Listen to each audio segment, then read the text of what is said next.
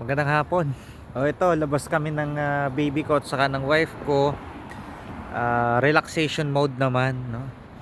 Ganun din, syempre, sa umaga or sa hapon, kailangan din nating mag-relax. Sometimes hindi tayo okay.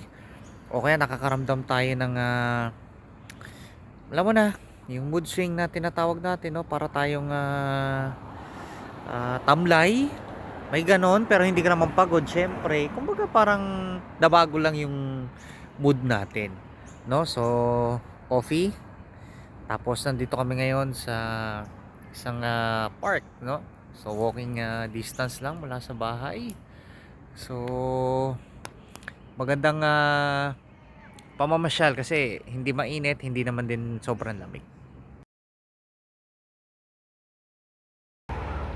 Ayun, nag-aya lang din ako kasi sabi ko walking kami. Sama si Mrs. Tapos para pasyal na rin kay baby boy, no, para maubos yung energy niya. Kasi minsan sa gabi sobrang kulit, sobrang alive. Minsan natutulog 9, gusto ko mga 7:30, mga 8 tulog na siya. No, so okay naman. Ito maganda yung panahon, nakakatulong to sa atin, no, lalo na sa ating may problem tayo sa thyroid. And alam naman natin na kakibat nito yung ating mood, no? Minsan yung ating galit, lungkot, may time na nalulungkot ka, wala ka namang pinoproblema, may ganun, no? So kailangan natin to mag-relax minsan. Nagkape ko at hindi naman ako nagkape ng morning. So ngayon lang, no, medyo matigas pa rin yung ulo pero ano naman, sabi naman ni Doc, sa loob ng isang linggo mga 3 beses pwede na. Wala naman din akong palpitation na nararamdaman. All good. Tapos tubig na lang after nito, no? Maraming tubig. Iwas dehydration din kasi caffeine to, nakaka-dehydrate, no? So maganda yung panahon, no? Nakaka-relax.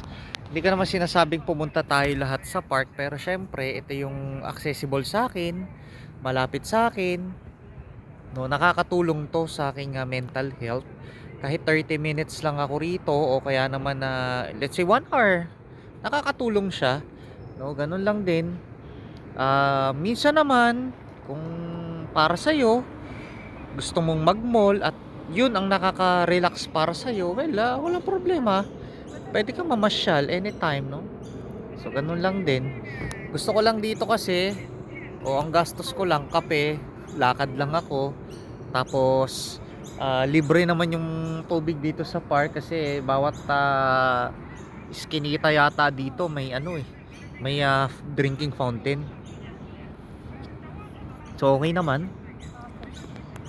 Kayo, anong trip nyo ngayon? Ito pala yung no, yung park na madalas sa aming puntahan. Ayan, pinark ko muna yung stroller. Well, ang tawag sa atin o kaya sa US, no, stroller. Dito ang tawag nila pram. Di nakigaya na rin ako. 'Di ba? No, ang ganda ng park, nakaka-relax. Tapos pag kami nalimutan kang i-grocery nasa likod ng building na 'yan, andyan na yung supermarket, no? So okay na rin. Saka iwas stress. Inhale, exhale. So pwede, no? So paano, walking muna ako, ha. Puntahan ko muna yung baby ko.